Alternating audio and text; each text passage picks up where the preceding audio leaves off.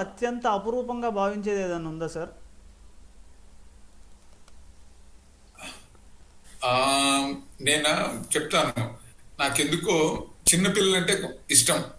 చిన్నపిల్లలు. ఓకే. ఆ, నేను చిన్నప్పటి నుంచి మా పిల్లల్ని చూశాను. ఇప్పుడు నా గ్రాండ్ చిల్డ్రన్ చూస్తున్నాను. ఓకే. ఓకే.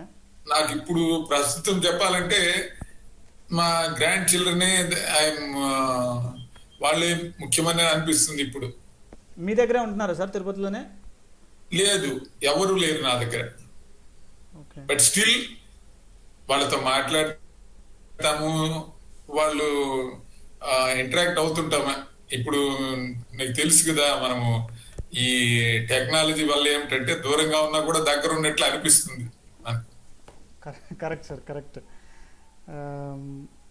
మీరు ఎంతో విలువైంది అని భావించేది మీ దగ్గర ఏదైనా ఉందా సార్? వస్తువు కానీ మనిషి ఆ, ఏదైనా మీరు అనుకునేది? ఎంతో విలువైనది అని అంటే నేనేమనుకుంటానంటే, ఓకే. ఇప్పుడు మన చదువుకున్న వాళ్ళకి, చదువు లేని వాళ్ళకి కొంచెం చదువు లేని వాడు చదువు ఉన్నవాడని కాదు ముఖ్యము, కామన్ సెన్స్ ముఖ్యమని నా అభిప్రాయము. నేనేం ఆలోచిస్తానంటే, ఇల్లు అనేది తప్పకుండా ఉండాలి ప్రతి ఒక్కరికి. అది నంబర్ 1 ప్రియారిటీ అంటాను. ఓకే.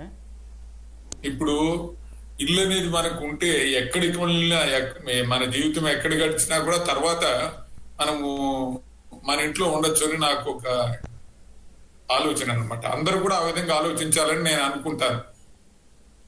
సో అందరూ వాళ్ళ లైఫ్లో ఇల్లు కట్టుకోవడం అనేది అత్యంత విలువైన విషయం అంటారు మీరు? విలువైనది, చాలా అవసరము. అంటే చూద్దాంలే అనుకోకుండా, ఇబ్బంది అనిపించినా కూడా ఎక్కడో ఒక చోట, ఏ సైజ్ అని కాదు. ఇప్పుడు చాలా మంది నేను గమనించింది ఏమిటంటే, వాళ్ళు చూద్దాంలే చేద్దాంలే, ఏమి మనకు చిన్న ఇల్లు మనకు ఉపయోగం లేదు, పెద్ద ఇల్లుగా ప్లానింగ్ ఏమో బాగానే ఉంటుంది, మన రిసోర్సెస్ ఉండవు, అట్లా పోస్ట్పోన్ చేస్తూ ఉంటారు. పోస్ట్పోన్ చేస్తే మీరు ఇల్లు అనేది కొనలేరు. కాబట్టి టాప్ ప్రియారిటీ నేనేమనుకుంటున్నానంటే, ఒక ఇంటి స్థలం కొనుక్కోవాలి ఎక్కడో ఒక చోట. ఇప్పుడు తిరుపతి ఉంది ఫర్ ఎగ్జాంపుల్. తిరుపతి మధ్యలో మీరు మనం కొనలేము. ఇప్పుడు కొత్త వాళ్ళు వచ్చిన వాళ్ళు ఎక్కడో ఇక్కడ నుంచి 20 కిలోమీటర్ల దూరంలో అయినా కూడా కొనుక్కోవచ్చు. ఏమి ఇక 20 ఏళ్ళ తర్వాత ఆ 20 కిలోమీటర్లు కూడా దూరంలో కూడా కొనలేరు. ఆ పరిస్థితి వస్తుంది. కాబట్టి ఇప్పుడు మనం ఏదో ఒక విధంగా ఎక్కడో ఒక చోట స్థలము నంబర్ 1, తర్వాత ఇల్లు, ఆర్ లేదనుకుందాము అట్లీస్ట్ అపార్ట్మెంట్ ఏదో ఒకటి ఉండడానికి ఒకటి అవసరమని ప్రతి ఒక్కరికి నా సలహా ఏమిటంటే, ఇది టాప్ మోస్ట్ ప్రియారిటీ. మీరు పీస్ ఆఫ్ మైండ్ తో ఉండాలంటే ఈ ఇల్లు అవసరము. రెంట్ కానీ తిరగడము చాలా ఇబ్బందులు అవుతుంది. నేను అనుకోవడం ఏంటంటే, నేను కొంచెం ప్రశాంతతగా ఉండడానికి కారణము ఈ ఇల్లేనని నేను అనుకోవడం. ఇల్లు మన ఓన్ హౌస్ వల్లనే కంఫర్టబుల్ గా అట్లీస్ట్ ఆఫ్టర్ రిటైర్మెంట్ ఉన్నానని నేను అనుకోవడము.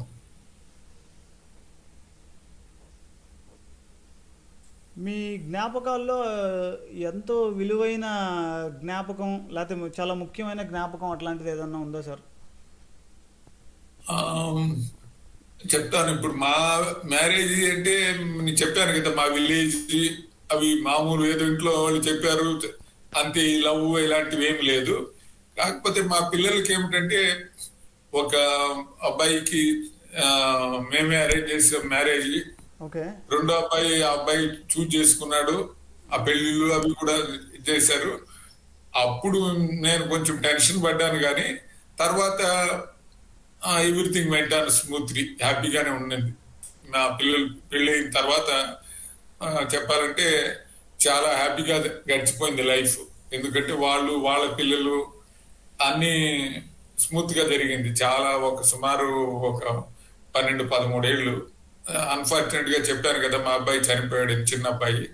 అప్పుడు ఇంకా బాధపడ్డాము, కానీ అంతకుముందు హ్యాపీగా ఉన్నాం. ఫ్రాంక్ గా నేను కానీ మా మిస్సెస్ కానీ అందరూ కూడా హ్యాపీగా ఉన్నాం. సార్ డబ్బు గురించి మీ అభిప్రాయం ఏంటి సార్? డబ్బు చాలా అవసరము. ఎవరైనా చెప్తే ఏమి డబ్బే ముందు లేని అది చాలా తప్పు, అబద్ధం అది. నేనేమంటానంటే అసలు ఈ లవ్ మ్యారేజెస్ కానీ లవ్ కానీ ఏది కానీ సర్వైవ్ అవ్వాలంటే డబ్బు నంబర్ 1.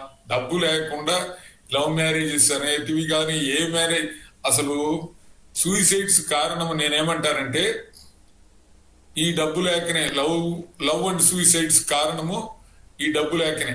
ఆర్థిక ఇబ్బందులు అంటారు. అసలు ఈ సూసైడ్స్ అన్ని కూడా ఆర్థిక ఇబ్బందులే అంటాను నేను. అంటే ఐ కాంట్ సే 100%, 90%.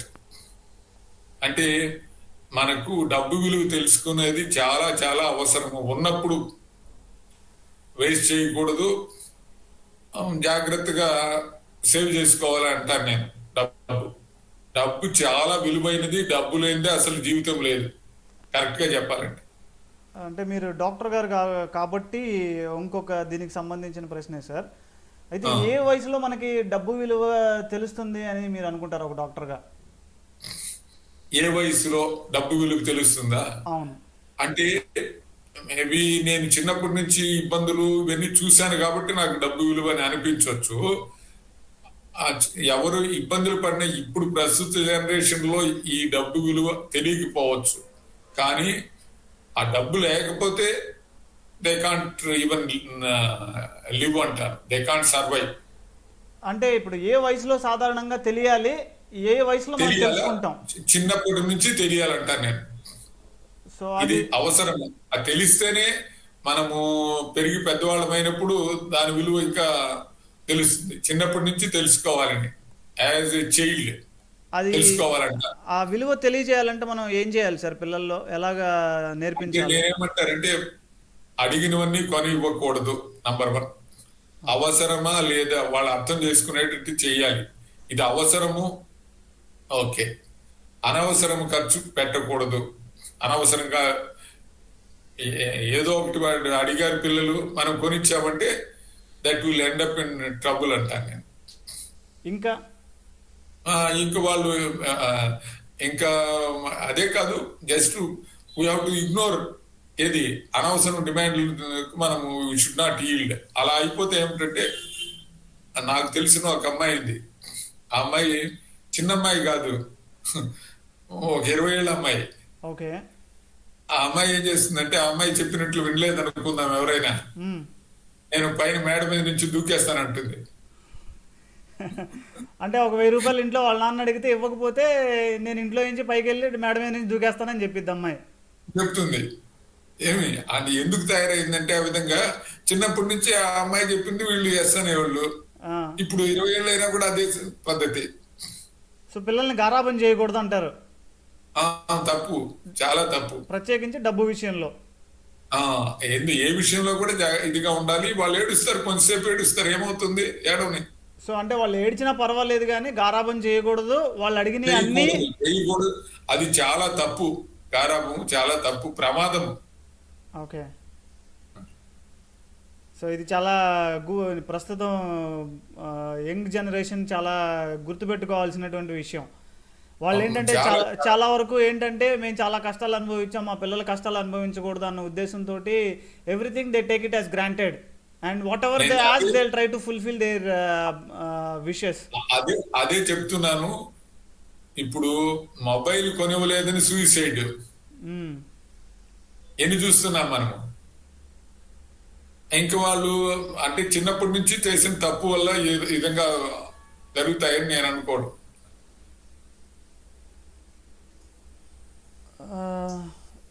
ఒక సక్సెస్ఫుల్ పర్సన్గా మీకు జీవితం అంటే ఏంటి?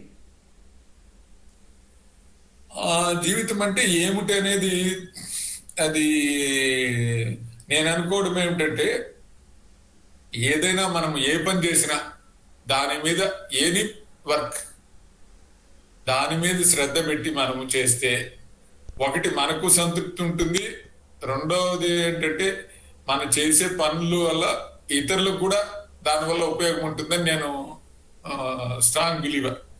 ఏ పనైనా సరే నేను ప్రొఫెసర్గా ఉన్నాను, లేదు ఇంకొకరు డాక్టర్గా ఉన్నారు, లేదు ఇంజనీరు, ఏదైనా సరే వాళ్ళు చేసే పని మీద మనము 100% కాన్సన్ట్రేషన్ ఉండాలి అని నా అభిప్రాయం. అప్పుడే మనము సంతృప్తిగా ఉంటాము, ఎవరైతే మనము ఈ పని చేసి పెడుతున్నామో వాళ్ళకు కూడా సాటిస్ఫాక్షన్ ఉంటుందని. ఇంకొకటి ఏమిటంటే అది నాకు తెలియదు ఎందుకనేమో, ఇప్పుడు నాకు ఎప్పుడు ఏమిటంటే స్టూడెంట్స్ 10 మంది ఉంటే ఏమిటంటే I will feel very happy and comfortable. Maybe సేవాగ్రహం నుంచి అట్లా అలవాటు అయిపోయిందేమో మరి. ఓకే. కొద్ది రోజులు ఏదైనా డిసీజ్ వచ్చి కానీ ఏదో సిక్నెస్ వల్ల 4 రోజులు ఇంట్లో ఉన్నానంటే I will feel extremely sick. ఎవరు మనుషులు లేకపోతే ఓకే. అదొక ఆ, చాలా మానసిక ఒత్తిడి వచ్చేస్తుంది నాకు. ఇప్పుడు రిటైర్ అయిన తర్వాత కూడా నాకు కొద్ది రోజులు అట్లా అనిపించింది. లక్కీగా ఇప్పుడు ఏం చేశానంటే ఏదో వేరే ఒక పని ఇదే 104 ఏదో ఒకటి అట్లా అలవాటు చేసుకొని ఏదో ఒక డైవర్షన్ పెట్టుకున్నాను. కాలక్షేపం. ఆ, కాబట్టి స్టూడెంట్స్ 10 మంది నాకు ఏదో నా దగ్గరకు వచ్చి నాకు నేను ఏదైనా హెల్ప్ చేయగలిగితే I will be very happy. బాగా ఇదిగా ఉంటుంది అనమాట, మెంటల్ సాటిస్ఫాక్షన్ అని నేను చెప్పాలంటే. ఓకే. ఈ బంధాలు బంధుత్వాల గురించి మీ అభిప్రాయం ఏంటి సార్? నేను దీనికి బంధువులు కన్నా నేనేమంటే బంధువులు అవసరమే. ఎందుకంటే బంధువులు ఏదైనా ఇబ్బంది వచ్చినప్పుడు ముఖ్యంగా ఖచ్చితంగా కొంత ఉండాల్సిందే. కానీ ఫ్రెండ్స్ కూడా చాలా అవసరమని నా అభిప్రాయం. ఈక్వల్ స్ట్రెస్ బంధువులు ఉండాలి, at the same time friends కూడా ఉండాలి. నంబర్ కాదు ముఖ్యము, నలుగురైనా కూడా మనకు ఏదైనా అవసరం వచ్చినప్పుడు కొంచెం వాళ్ళకి ఏదైనా ఇబ్బంది వస్తే మనము, మనకి ఇబ్బంది వస్తే వాళ్ళు కొంచెం హెల్ప్ఫుల్ గా ఉంటే అది మంచిదని నా అభిప్రాయం. నంబర్ ఏదో నాకు 100 మంది తెలుసు, 1000 మంది తెలుసు అనే దానికన్నా రియల్ ఫ్రెండ్స్, రియల్ బంధువులు కొంతమంది ఉండాలి నా అభిప్రాయం. ఫ్రెండ్సా రిలేషన్సా? ఫ్రెండ్సా రిలేషన్సా, దేనికి ఎక్కువ ఇంపార్టెన్స్ ఇవ్వాలంటారు మీరు? ఆ ఇంపార్టెన్స్ అనేది ఇట్ డిపెండ్స్. మనము దానికి దీనికి కంపేర్ చేయలేము. ఏది ఫ్రెండ్స్ రిలేటివ్స్ అనేది అది బై బర్త్ వచ్చింది మనకు. అది you can't change it. Okay. Friends అనేది ఏమిటంటే ఇది over a period of time మన వ్యూస్, వాళ్ళ వ్యూస్, లేదంటే కంపాటబిలిటీ, దీనివల్ల ఫ్రెండ్స్ ఏర్పడతారు. ఓకే. మనము రిలేటివ్స్ కన్నా ఫ్రెండ్సే మనకు క్లోజర్ గా ఉంటారు జనరల్ గా. ఎందుకంటే ఈ కంపాటబిలిటీ వల్ల అలా ఉంటారని నా అభిప్రాయం. అంటే ఇప్పుడు ఒకవేళ ఒక పరిస్థితి వచ్చింది అనుకోండి సార్, మీకు ఆ పరిస్థితి వచ్చినప్పుడు ఒక పక్కన ఒక బంధువు ఉన్నాడు, ఇటు పక్క ఒక ఫ్రెండ్ ఉన్నాడు, మీరు ఎవరికి ఎక్కువ ప్రిఫరెన్స్ ఇస్తారు? అలా అని దాని కంపారిజన్ లేదని నేను అనుకోవడం. అది rarely it will happen in one's life. ఎందుకు అంటే ఇది వీళ్ళే వాళ్ళే, వాళ్ళకు వీళ్ళకి అసలు సంబంధం లేదని నా అభిప్రాయం. సో కానీ బోత్ ఆర్ ఎసెన్షియల్ అని నేను అనుకోవడం. వాళ్ళు ఉండాలి, వీళ్ళు ఉండాలి అని నేను అనుకోవడం. మీకు మంచి ఫ్రెండ్స్ ఎవరు సార్ మరి మీ ప్రొఫెషనల్ లైఫ్లో, మీ పర్సనల్ లైఫ్లో? అంటే నాకు చిన్నప్పటి నుంచి తెలిసిన వాళ్ళు, అంటే హై స్కూల్ నుంచి తెలిసిన వాళ్ళు, ఎంబీబీఎస్ లో తెలిసిన వాళ్ళు still they are close friends to me. Okay. High స్కూల్లో, ముఖ్యంగా హై స్కూల్లో ఉన్న వాళ్ళు. ఇప్పటికీ మీ చిన్నప్పటి నుంచి ఎవరన్నా మీతో ఇంకా టచ్ లో ఉన్న వాళ్ళు ఉన్నారా సార్? ఉన్నారు. ఎందుకు లేరు? ఓకే. ఫ్రెండ్స్ కాకుండా ఇంకా మీకు మీ జీవితంలో ముఖ్యమైన వ్యక్తులు, మీ బంధువుల్లో ఇంకెవరన్నా చెప్పాల్సి వస్తే ఎవరిని చెప్తారు మీరు? అంటే మా బంధువులు ఏంటంటే మా కజిన్ ఒక అబ్బాయి ఉన్నాడు, చార్టెడ్ అకౌంటెంట్ ఉన్నాడు. ఓకే. అతను మా మిస్సెస్ కి కజిన్ అవుతాడు, నాకు బావమరిది అవుతాడు. మా మిస్సెస్ బ్రదర్స్ లేరు, వాళ్ళ చిన్న కొడుకు. ఓకే. ఆ అబ్బాయి మాకు ఎప్పుడైనా ఏదైనా మాకు అవసరం వచ్చినా, లేదు వాళ్ళకి అవసరం వచ్చినా మేము వెళ్తూ ఉంటాము, లేదంటే ఆ అబ్బాయి వస్తూ ఉంటాడు. ఓకే. మీరు మీ స్కూల్కి కూడా దాదాపు ఒక 3-4 సంవత్సరాల క్రితం బెంచీలు, తర్వాత కొన్ని ఫెసిలిటీస్ ఇద్దామన్న ఉద్దేశంతో మీరు కొంత డబ్బును కూడా డొనేట్ చెప్తాను. చేశారు. అది నేను ఎక్కువ అమౌంట్ ఇవ్వలేదు. నేను 50,000 ఇచ్చాను సుమారు. 50,000 మా మిస్సెస్ ఒక 40,000 ఇచ్చారామె. ఓకే. కానీ మా అబ్బాయి ఇప్పుడు ఈ సింగపూర్ లో ఉన్నాడు కదా, ఆ, ఆ అబ్బాయి చాలా ఇచ్చాడు. ఈ సంవత్సరం కూడా లాస్ట్ ఇయర్ ఒక 3 lakhs పైన ఇచ్చి ఒక అదేంటి డైనింగ్ హాల్ ఒకటి కట్టించాం. ఏ 3 ఊర్లో lakhs. సార్? ఏ ఊర్లో సార్? గానుగు చింతలో. గానుగుతిద్దుల హై స్కూల్, ఇప్పుడు హై స్కూల్ ఉంది. ఆ హై స్కూల్ కి నేను కాన్స్టెంట్ గా ఏదో ఒక హెల్ప్ చేస్తుంటాను. ఈ మధ్య ఒక కంప్యూటర్ కొనిచ్చాను, ఓకే, డెస్క్టాప్ ఒక 20,000 ఇచ్చి. ఓకే, అంతకుముందు బెంచెస్ కొనిచ్చాను. అందరూ నేల మీద కూర్చునే వాళ్ళు స్కూల్లో. ఓకే. అంటే మేము హై స్కూల్లో ఉన్నప్పుడు నేల మీద కూర్చొని 99 కిలోమీటర్లు వెళ్ళేవాళ్ళం కదా. ఆ, అవన్నీ నాకు ఎక్స్పీరియన్స్ ఉంటే నేనేం ఆలోచించానంటే, ఇప్పుడు మన ఊర్లోనే ఉంది హై స్కూల్, గవర్నమెంట్ స్కూల్, కనీసం ఈ స్కూల్ కి ఏదైనా హెల్ప్ చేయాలి అనే ఉద్దేశంతో మొదలు పెట్టాను. ఏదో కొంచెం కొంచెం అప్పుడప్పుడు చేస్తుంటాను. అంటే అది మీరు చదువుకున్న ప్రైమరీ స్కూల్ ఇప్పుడు హై స్కూల్కి స్థాయికి ఎదిగింది. Correct, correct. మేము చదువుకున్న ప్రైమరీ స్కూల్ ఇప్పుడు హై స్కూల్. అంటే జనరల్గా హై స్కూల్లో అంటే ప్రభుత్వం స్కూల్ బెంచ్లు అవన్నీ ఇస్తుంది కదా sir, 10th standard 9th standard వాళ్ళకి, 8th స్టాండర్డ్ వాళ్ళకి. చెప్తారు వాళ్ళు నిజంగా ఇచ్చేటప్పటికి.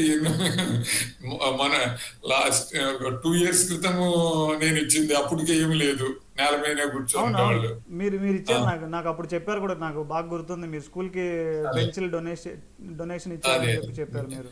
అందరికి 6th క్లాస్ నుంచి 10th క్లాస్ వరకు బెంచెస్ ప్రొవైడ్ చేసాం, okay, best benches. Okay. So ఆ తర్వాత మళ్ళీ కంప్యూటర్కి, తర్వాత మెస్ కోసం మీరు అదే ఇంకా కాదు, డొనేషన్ చేశారు. డైనింగ్ హాల్ ఒకటి కట్టించాము 3,25,000 ఇచ్చి. ఓకే. అంటే ఇంక పిల్లలందరూ డైనింగ్ హాల్ సపరేట్గా కట్టించారు ఆ స్కూల్లో మీరు. అవును. సో అక్కడ కట్టించినప్పుడు మీ మీ డొనేషన్ దాతా అని మీ పేరు ఉంటుందా సార్ అక్కడ? నా పేరు కాదు, మా అబ్బాయి పేరు రాశాము. ఎవరంటే ఆ, మా అబ్బాయి చనిపోయినాడు కదా, చిన్న ఆ అబ్బాయి పేరు పెట్టాం.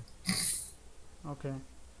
సో ఇవి కాకుండా మీరు ఇంకా డొనేషన్ ఇంకా దేనికి డొనేట్ చేశారు సార్ స్కూల్ కాకుండా? లేదు, లేదు, డొనేషన్ ఏమి ఇవ్వలేదు. నేను డొనేషన్ ఇట్లా దానికి ఏమి ఇవ్వలేదు. అంటే ఎక్కువ అమౌంట్స్, ఏదో చిన్న అమౌంట్ ఎవరైనా ఇచ్చి చేస్తాను, కానీ పెద్ద అమౌంట్స్ గా నేను ఇచ్చింది ఇది స్కూల్ కే.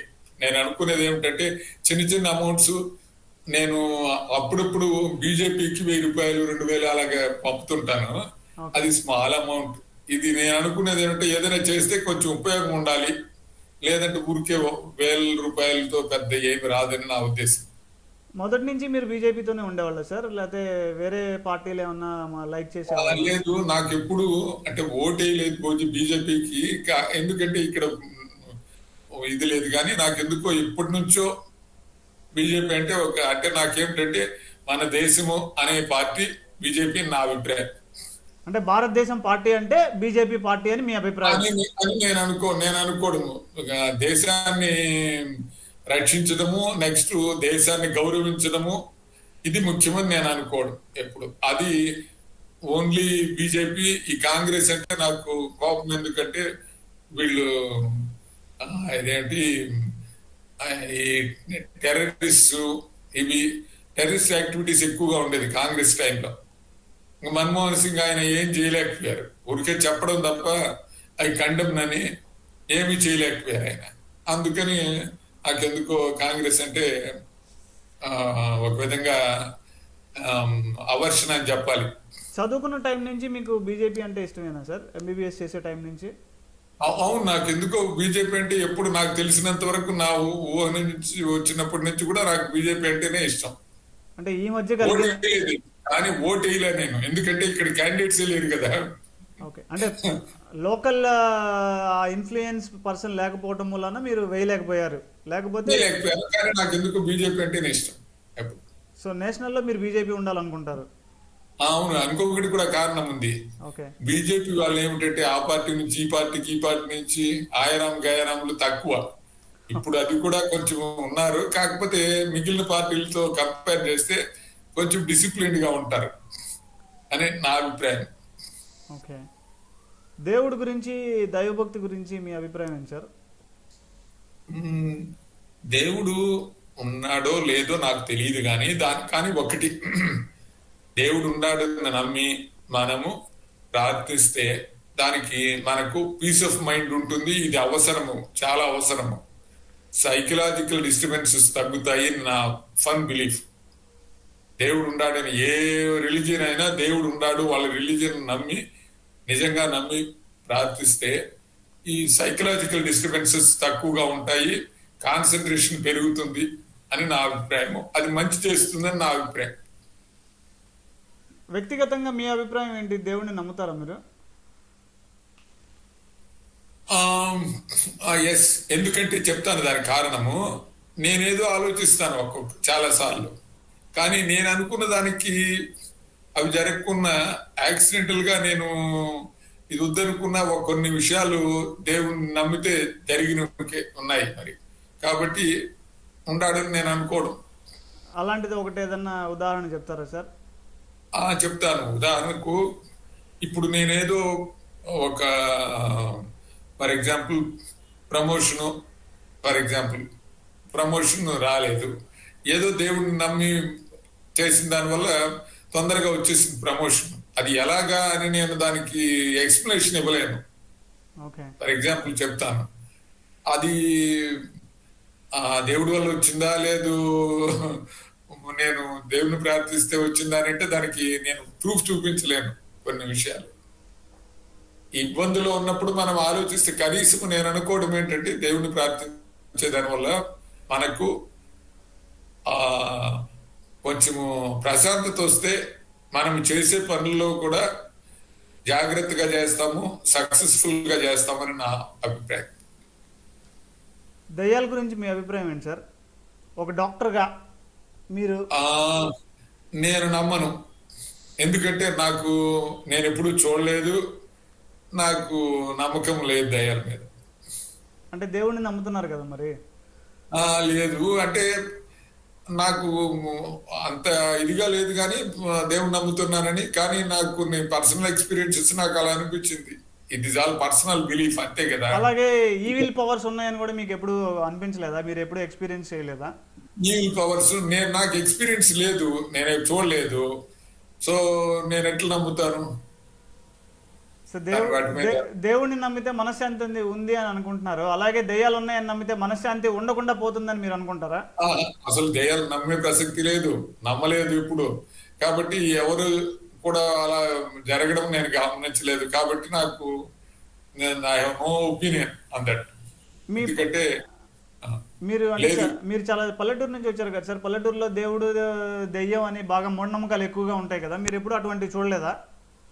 చూశాను, కాకపోతే అది వేరే వాళ్ళకి వచ్చింది చూశాను, కానీ అవి ఎందుకు వస్తాయనేది నేను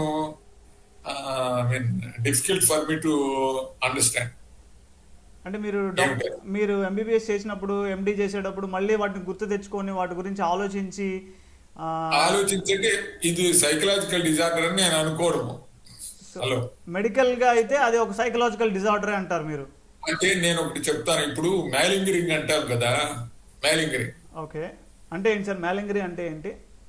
మ్యాలింగరింగ్ అంటే ఏమిటంటే టు అచీవ్ సంథింగ్, ఏదో మన మీద వేరే వాళ్లకు ఒక విధమైన సింపతి రావాలని ఏం చేస్తారంటే, ఎస్పెషలీ ఇన్ ఉమెన్, వాళ్ళు చెప్పింది ఎవరో ఏదో పనులు కానీ ఏది కానీ ఒప్పుకోలేదు అనుకోండి, ఈ malingering more common in women.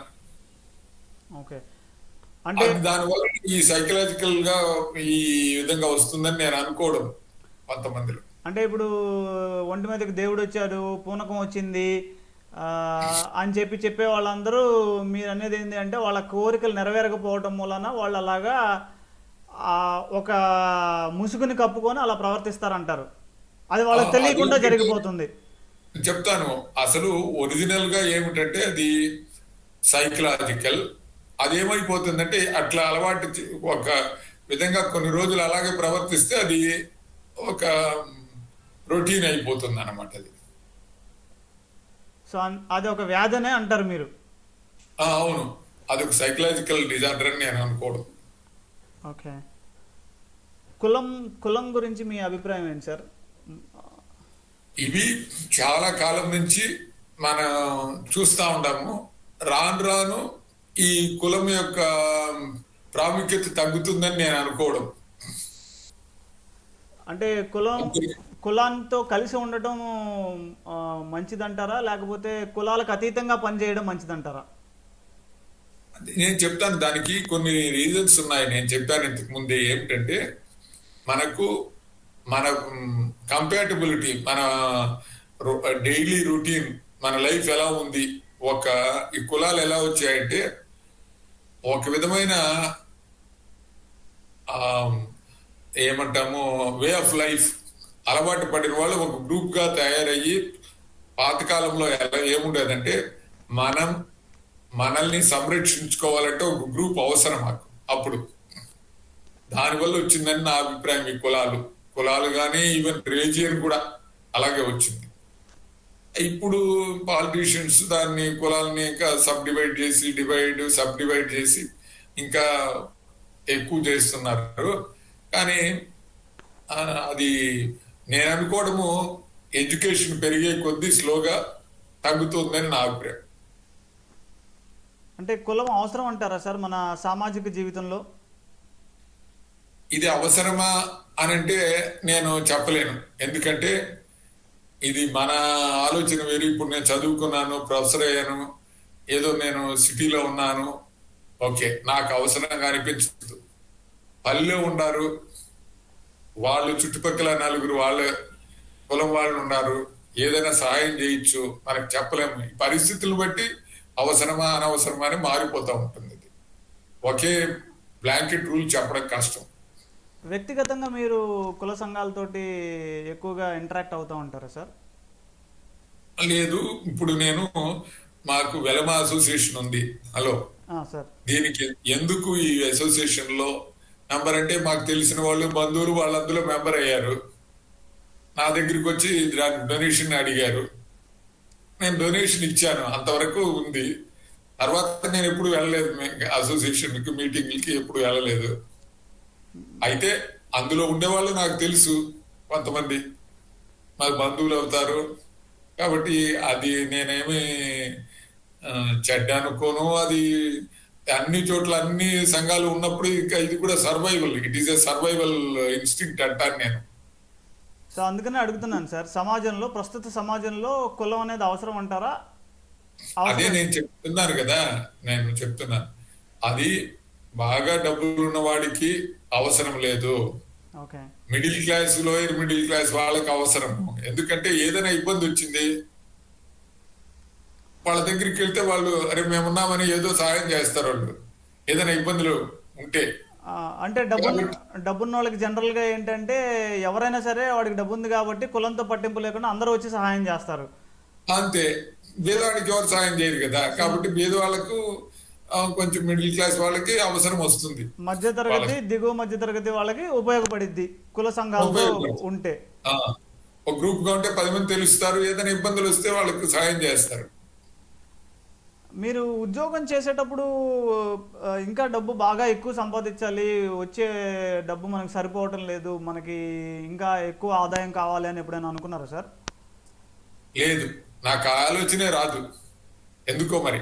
So మీకు ఉన్న డబ్బుతోటి మీరు సంతృప్తి చెందేవాళ్ళు? అంతే, మనకింతే ఉంది సరే. అట్లా అసలు నన్ను అడిగితే ఇప్పుడు ప్రజెంట్ జనరేషన్ కి మా జనరేషన్ కి అదే తేడా. ఇప్పుడు అసలు 20 ఏళ్ళు వస్తేనే వాళ్ళు డబ్బు గురించి ఆలోచించడము, 25 ఏళ్ళు వస్తే 30 ఏళ్ళు వస్తే ఇల్లు కట్టుకోవడము అట్లా ఆలోచిస్తారు. మంచిదే అంటారా? అప్పుడు నాకు అలాంటి ఆలోచన లేదు. ఇది కరెక్ట్ కాదేమో, నా ఆలోచన కరెక్ట్ కాదేమో, డబ్బు అవసరమా నేను అనుకోవడం. సో ఇలాంటి యాటిట్యూడ్ మంచిదే అంటారా సార్? ఇటువంటి యాటిట్యూడ్ మంచిదే అంటారా అంటున్నా. అంటే మనం ఎక్కువగా డబ్బు కోసం పరిగెత్తడం, తక్కువ వయసు నుంచే కాదు డబ్బు, ఇల్లు. నేను పరిగెత్తడం అని నేను చెప్పను, కానీ డబ్బు అవసరము. డబ్బు లేకుండా సర్వైవల్ లేదు. కాబట్టి కొంత డబ్బు అవసరము. మనం మామూలు బ్రతకడానికి డబ్బు అవసరము. కానీ ఒక స్టేజ్ వచ్చిన తర్వాత మళ్ళీ టూ మచ్ దాని గురించి ఆలోచించడము it may not be right అని నేను అనుకోవడం. ఓకే. అంటే మీకు నాకు కామన్గా పరిచయం ఉన్న కొంతమంది ఒక ఇద్దరు ప్రొఫెసర్ల గురించి అడుగుతాను సార్. వాళ్ళ గురించి మీ అభిప్రాయం చెప్పండి. అరుణకుమారి మేడం, ఆ, యాక్చువల్గా మీరే నన్ను ఆమెకి ఇక్కడ రికమెండ్ చేసి పంపించారు. ఆమె హెచ్ఓడిగా ఉంటే ఈ కాలేజ్లో ప్రస్తుతం పనిచేస్తున్న కాలేజీలోకి మీరే చెప్పి అవును. పంపించారు. అరుణకుమారి మేడం గురించి మీ అభిప్రాయం ఏంటి? మీతో ఆవిడతో మీకున్న బంధం ఎట్లాంటిది? మా అరుణ్ కుమార్ గారు వాళ్ళ హస్బెండ్ చంద్రశేఖర్ గారు ఉన్నారు. ఆ, ఆయన నాకు కొంచెము బాగా పరిచయం. ఆయన ఎప్పుడు వెళ్ళినా కూడా బాగా పరిచయము.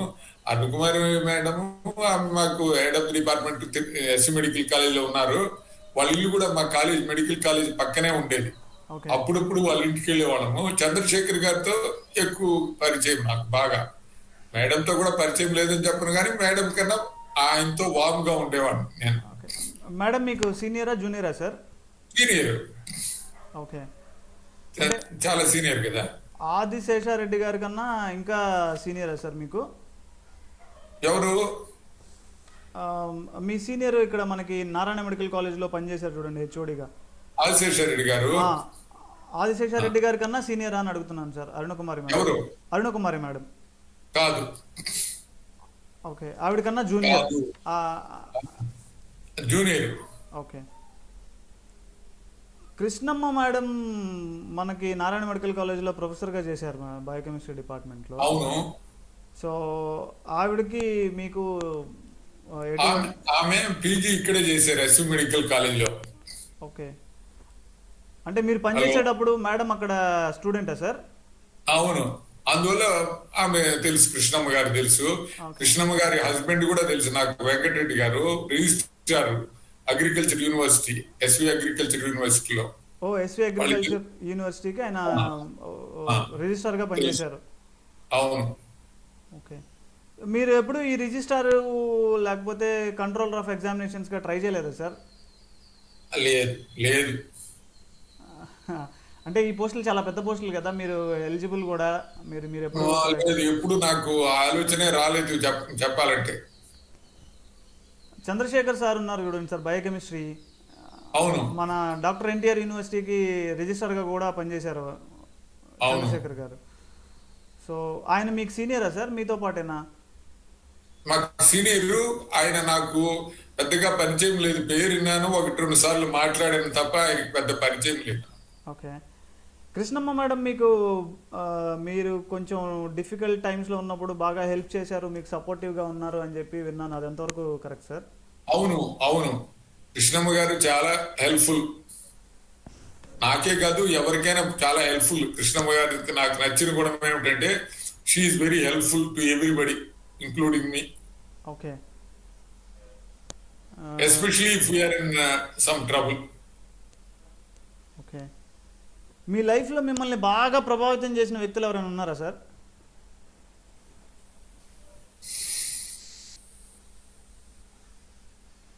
లేదనే చెప్పాలి. నేను అలా ఏమీ లేని దానికి ఏదో ఉంది అలా చెప్పను నేను.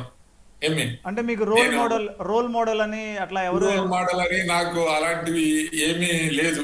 కరెక్ట్ గా చెప్పాలంటే మన పని మనం చేసుకోవాలి అంతే, అంతవరకే తప్ప నాకు రోల్ మోడల్ వాళ్ళు చేశారు కాబట్టి నేను అలా చేయాలి, ఆ హీరో ఇట్లు చేశారు, అలాంటి ఆలోచనలు నాకు ఎప్పుడు లేవు. Okay.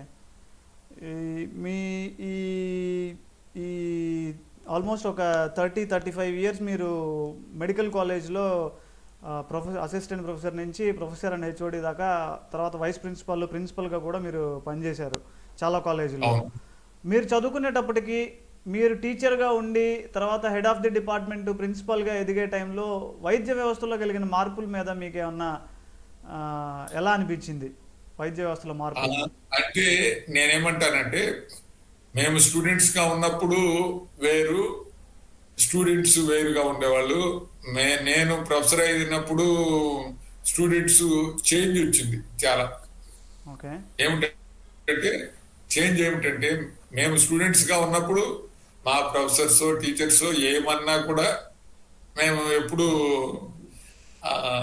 We never use to take it badly. అంటే వాళ్ళు తిట్టినా సరే మేమేమి వాళ్ళు చెడ్డోళ్ళు అనుకునే వాళ్ళం కాదు. కానీ మేము టీచర్స్ ప్రొఫెసర్స్ అయిన తర్వాత ఏమిటంటే అప్పటికి స్టూడెంట్స్ యాటిట్యూడ్ చేంజ్ అయింది. అంటే నేనేమంటానంటే అంత ప్రొఫెసర్స్ కానీ టీచర్స్ కానీ ఏదో బిజినెస్ లైక్ అయిపోయినారు స్టూడెంట్స్ అని నా అభిప్రాయం. ఓకే, అంటే ఈ ఈ ప్రవర్తనలో మార్పు ఎందువల్ల వచ్చిందని మీరు అనుకుంటారు సార్? ఎందువల్లంటే ఇది నేను అనుకోవడము మోర్ మనీ మైండెడ్ అని నేను అనుకోవడము ఇప్పుడు ప్రస్తుత జనరేషన్. సో అదే మీరు అంతకుముందు కూడా చెప్పింది అదే, తక్కువ వయసు నుంచి 20-25 సంవత్సరాల నుంచే డబ్బు ఇల్లు అని డబ్బు కోసం పరిగెత్తుతున్నారు అదే ఒక రకంగా. సో ఆ యాటిట్యూడ్ ఉండటం మూలానే. కాదు కాదు కాదు కాదు ఒక్కటి బిజినెస్ లైక్ అంటే ఏమిటంటే సపోజ్ యు ఆర్ యూజ్ఫుల్ అనుకుందాము. ఓకే, నువ్వు morning afternoon evening good morning good afternoon good evening అని మాట్లాడతారు. తర్వాత అయిపోయిన తర్వాత మళ్ళీ నిన్ను చూసినా కూడా అటువైపు తల తిప్పుకొని వెళ్ళిపోతారు. మా యాటిట్యూడ్ ఏంటంటే మేము ఎలిమెంటరీ స్కూల్లో టీచర్ చూసినా నమస్కారం పెట్టేవాళ్ళము. ఎంబీబీఎస్ అయినా సరే ఎప్పుడైనా ఫస్ట్ ఇయర్ స్టూడెంట్స్ టీచర్స్ అయినా సరే మేము ఫైనల్ ఇయర్ అయిపోయింది ఎప్పుడైనా సరే మేమేమి చేంజ్ అవ్వాల. ఆయన మన టీచరు నమస్కారం సార్ అనేవాళ్ళము ఎప్పుడు చూసినా. ఇప్పుడు ప్రజెంట్ జనరేషన్ అలా కాదు. ప్రస్తుతము మన ప్రొఫెసర్ ఉన్నాడు, ఈయన ఏదైనా ఉపయోగపడతాడు మనకు, రేపు పొద్దున ఏదైనా మనం నమస్కారం పెడితే ఆయన గుర్తుపెట్టుకోవాలి. ఏమే అలాగా యాటిట్యూడ్ మారింది నా అభిప్రాయం. సో అంటే తర్వాత అవసరం అయిపోయింది ఇంకా. సో వాళ్ళతో అవసరం అయిపోతే ఇంకా మాకు అవసరం లేదు అని వదిలేయటం, మళ్ళీ అవసరమైనప్పుడు వెళ్ళి మాట్లాడడం, అంతే. అదే బిజినెస్ లైక్ అని. ఓకే. ఇంకా ఈ వైద్య వ్యవస్థలో మీరు ఎటువంటి మార్పులు చూశారు సార్? మీరు అంతకుముందు మీరు మన నారాయణ మెడికల్ కాలేజ్లో ప్రొఫెసర్ అండ్ హెచ్ఓడిగా ఉన్నప్పుడు, తర్వాత వైస్ ప్రిన్సిపల్గా కూడా మీరు ఎన్నో సెమినార్స్కి సిఎంఈలకి చైర్పర్సన్గా కూడా ఉన్నారు. ఆ టైంలో మీరు ఒక మాట అన్నారు ఒక ఒక ప్రోగ్రాంలో, ఒక సెమినార్లో, నేషనల్ సెమినార్లో. మీరు చదువుకునే టైంలో యాక్చువల్గా మనకి ఆ సెమినార్ ఏంటి అంటే ఎస్టీడీ డిజార్డర్స్ గురించి సెమినార్ జరుగుతూ ఉంది. సో మీరు అప్పుడు అన్నారు, మేము చదువుకునే టైంలో ఈ ట్రీట్మెంట్ ప్రోటోకాల్స్ ఫర్ సిఫిలిస్ కానీ గనేరియా కానీ ఎస్టీడీ డిసీజ్కి చాలా తక్కువ ఉండే డ్రగ్స్ కూడా. ఇప్పుడు మాత్రం చాలా పెను మార్పు జరిగింది, చాలా నేర్చుకోవాల్సింది అన్న కాన్సెప్ట్లో మీరు చెప్పారు. సో మీరు చదువుకునేటప్పుడు కూడా రిసోర్సెస్ తక్కువ ఉన్నాయి, ఈవెన్ ట్రీట్మెంట్ ప్రోటోకాల్స్ మొడాలిటీస్ తక్కువగా ఉన్నాయి. సో ఇప్పుడు మాత్రం చాలా చాలా పెను మార్పులు జరిగినాయి. ఈ మార్పుల గురించి మీ మీ మీ కామెంట్ ఏంటి? అప్పటికి ఇప్పటికీ ఎంత తేడా ఉందంటే, అప్పుడు మనము చదువుకోవాలి నేర్చుకోవాలి అనుకున్నా కూడా అవకాశాలు చాలా తక్కువ, అప్పుడు చాలా కష్టం. ఇప్పుడు అలా కాదు. ఇంటర్నెట్ వచ్చిన దాని వల్ల అడ్వాంటేజ్ ఏమిటంటే, ఇంటర్నెట్ అనేది మనకు ఏదైనా సరే నేర్చుకోవాలని మనకు ఆలోచన ఉండాల్సిందే, కానీ తొందరగా నేర్చుకోవచ్చు, ఏదైనా నేర్చుకోవచ్చు అని నా అభిప్రాయం. దీనివల్ల చాలా చాలా అడ్వాంటేజ్, ఇప్పుడు గ్రేట్ అడ్వాంటేజ్. ఎస్పెషల్లీ ఇప్పుడు జస్ట్ క్లిక్, ఏదైనా పిక్చర్ కావాలి, పిక్చర్ ఆఫ్ దిస్ డిజీజ్ అంటే వెంటనే ఒక పిక్చర్ వచ్చేస్తుంది.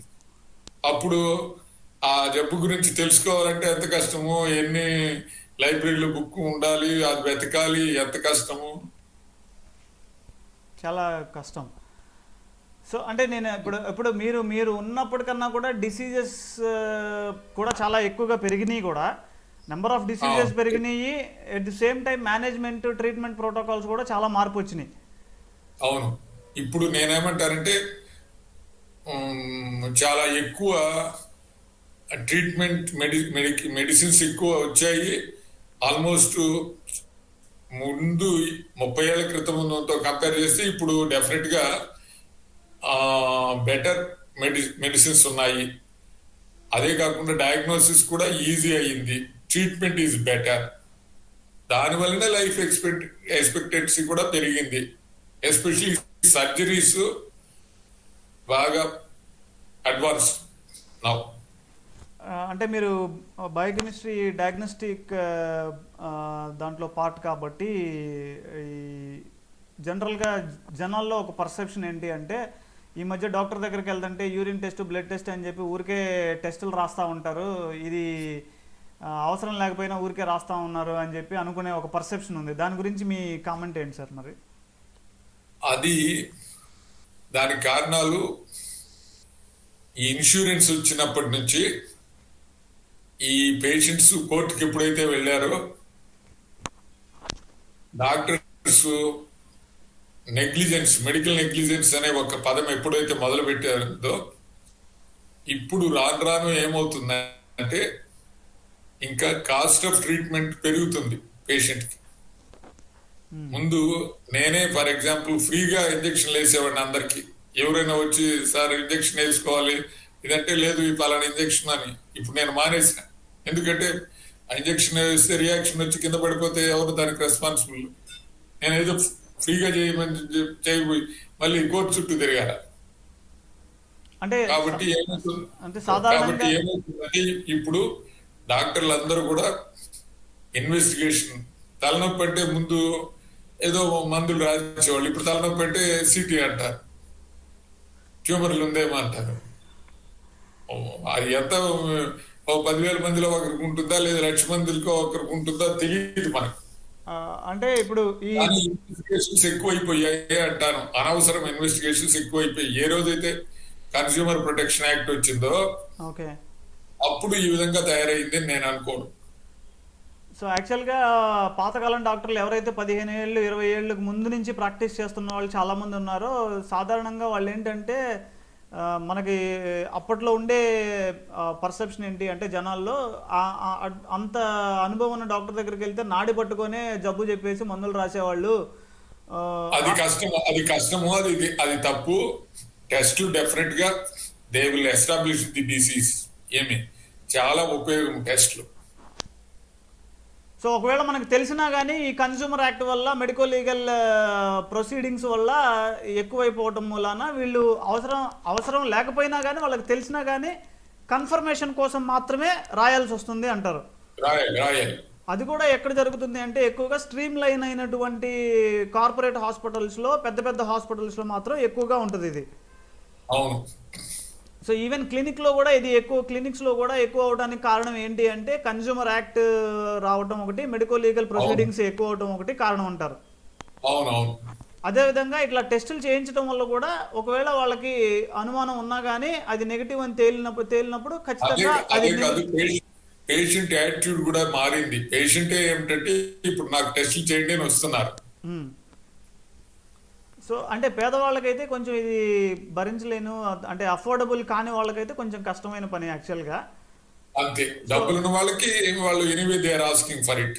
ఓకే, అంటే ఇప్పుడు పేదవాళ్ళని దిగువ మధ్య తరగతి కుటుంబాల వాళ్ళ కనుక ట్రీట్మెంట్ కోసం వచ్చినప్పుడు ఒక డాక్టర్ మానవతా దృక్పథంతో ఆలోచించి, లేదు వాళ్ళకి హెల్ప్ చేద్దామనే దృక్పథంతో ఆలోచించి వాళ్ళు టెస్టులు రాయకుండా ఒకవేళ ప్రాబబుల్ డయాగ్నోసిస్ తోటి ముందుకెళ్తే జనాలు దాన్ని పాజిటివ్గా తీసుకోవాలి, కానీ దాన్ని they should not take it as granted. ఇప్పుడు అలా చేయకూడదు, చేస్తే doctor will be in trouble. ఒకవేళ వాళ్ళు చేయాలనుకున్నా కానీ, మంచి కోసం చేయాలనుకున్నా కానీ వాళ్ళు ట్రబుల్ అవుతారు, డాక్టర్లు చేయలేరు. సో అది జనాలు తెలుసుకోవాలి యాక్చువల్గా. ఎందుకంటే మనం ఈ మీరు చెప్పిన ఈ మాటలను కూడా ఎందుకంటే మనం పబ్లిక్ డొమైన్లో ఉంచిపోతున్నాం కాబట్టి ఒకవేళ ఎవరైనా చూస్తే వాళ్ళు ఈ విషయం తెలుసుకొని అర్థం చేసుకుంటారనే ఒక పాజిటివ్ అప్రోచ్ తోటి మనం రికార్డ్ చేస్తున్నాం సార్ ఈ వీడియోలో. సో అందుకని వాళ్ళకి కూడా ఉపయోగపడుతుందని ఒక డాక్టర్గా మీ అభిప్రాయాన్ని కూడా అడిగాను ఆ విషయం మీద. అవును, ఇది పేషెంట్స్ యాటిట్యూడ్ మారింది. ఇప్పుడు వీళ్ళు తప్పకుండా టెస్ట్లు కావాలని అడుగుతున్నారు చాలా మంది పేషెంట్స్. సార్ ఆల్మోస్ట్ మనం చివరికి వచ్చేసాం యాక్చువల్గా.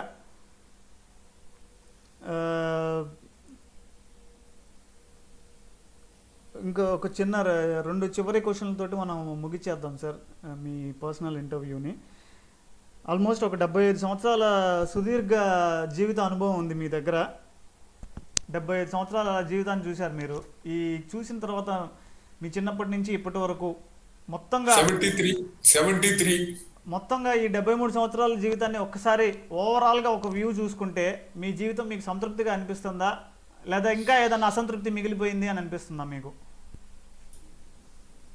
నాకు సంతృప్తిగానే ఉంది, హ్యాపీగానే ఉంది అని చెప్పాలి. ఎటువంటి అసంతృప్తులు అయితే లేవు మీకు? లేదు, నాకు ఇది చేయాలనుకున్నాను చేయలేకపోయానే అనే ఇది లేదు. కాకపోతే ఏమిటంటే నేను ఒక్కటే ఇప్పుడేమనుకుంటున్నానంటే, మనకు మొదటి నుంచి కూడా ఏదో ఒక దాని మీద కాన్సన్ట్రేట్ చేయాలి. బయోకెమిస్ట్రీ కానీ, లేదు మెడిసిన్ కానీ, సర్జరీ కానీ, ఏదైనా ఏ డిపార్ట్మెంట్లో అయినా కూడా ఒక కాన్సన్ట్రేషన్ అనేది వెరీ వెరీ ఇంపార్టెంట్ అని నా అభిప్రాయం. ఫర్ ఎగ్జాంపుల్ మన బయోకెమిస్ట్రీలో ఉంది, మ్మ్. ఏదో ఒకటి క్లినికల్ బయోకెమిస్ట్రీ ల్యాబ్ అనుకుందాము, లేదంటే రైటింగ్ ఏ బుక్ అనుకుందాము, ఆర్ ఏదైనా ఒక టాపిక్ మీద రీసెర్చ్ అనుకూలంగా ఉంటే రీసెర్చ్ కానీ ఏది కానీ ఒక్కటే దాని మీద కాన్సన్ట్రేట్ చేస్తే you will achieve your achievements will be better అని నా అభిప్రాయం. ఇప్పుడు విత్ మై ప్రీవియస్ ఎక్స్పీరియన్స్ నేను ఆలోచించుకుంటే అలా చేస్తుంటే బాగుండేదేమో అని ఒక్క ఆలోచన వస్తుంది నాకు. సో మీ ప్రొఫెషనల్ కెరీర్లో మీరు సక్సెస్ఫుల్ పర్సన్ అని అనుకుంటారా మీరు? Yes, I'm happy with it. So ఇంకా సక్సెస్ అనేది మెజర్మెంట్ చాలా కష్టం. Okay, for some it may not be mean excellent అని నేను చెప్పలేను, కానీ but I'm happy with it. Okay.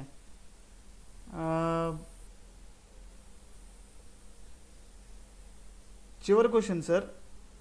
అదే చెప్తాను కదా, ఒక్కటే నేను ఆలోచించేది ఇప్పుడు కూడా, కాన్సన్ట్రేట్ అండ్ సంథింగ్, ఒక్క దాని మీద ఏదైనా ఒక బుక్ రాయడమో, లేదంటే క్లినికల్ బయోకెమిస్ట్రీలో ఇంకా డీటెయిల్ గా దాని గురించి స్టడీ చేయడమో, లేదు రీసెర్చ్ టాపిక్ ఏదైనా ఒక్కటి తీసుకొని ఒక్కటి, సే ఫర్ ఎగ్జాంపుల్ అనీమియా ఉంది, okay, you have to work through out your life on anaemia only, not today anemia, tomorrow some other filaria, next after 1 year some other disease, అలా కాకుండా అంటే take up something which is helpful for more people. అంటే ఇప్పుడు దాని మీద study చేసి improve upon it, that will be a great thing in your life అని నేను అనుకోండి. అంటే ఇప్పుడు జనరల్గా డాక్టర్ అంటే ఇప్పుడు వైద్య విద్యా వ్యవస్థ ఎలా ఉంది అంటే జనరల్గా వాళ్ళని క్లినికల్ ఓరియంటెడ్గా తయారు చేయాలి అన్న కాన్సెప్ట్లోనే వైద్య వ్యవస్థ. నేను కాదని చెప్పను, okay you're a doctor, okay MBBS అనుకుందాం, ఎండి అనుకుందాం, లేదు ఇంకొకటి ఏదో ఒకటి, each doctor should concentrate on something, on one topic అంటారు నేను. అంటే జనరల్గా సెటిల్ అయిన తర్వాత మనకి అట్లాంటి ఒక డైరెక్షన్ ఉన్న మైండ్ అనేది వస్తుంది కదా సార్. లైఫ్లో సెటిల్ కావడానికి సెటిల్ అయిన తర్వాత కూడా ఒక డైరెక్షన్ లో ఒక స్పెసిఫిక్ డిసీజ్ ఎంటిటీ మీద వర్క్ చేయాలి నా అభిప్రాయం. అప్పుడు దానికి యూ విల్ అచీవ్ సంథింగ్. అంటే you may not make big achievements, at least you are trying to do something అని నా అభిప్రాయం.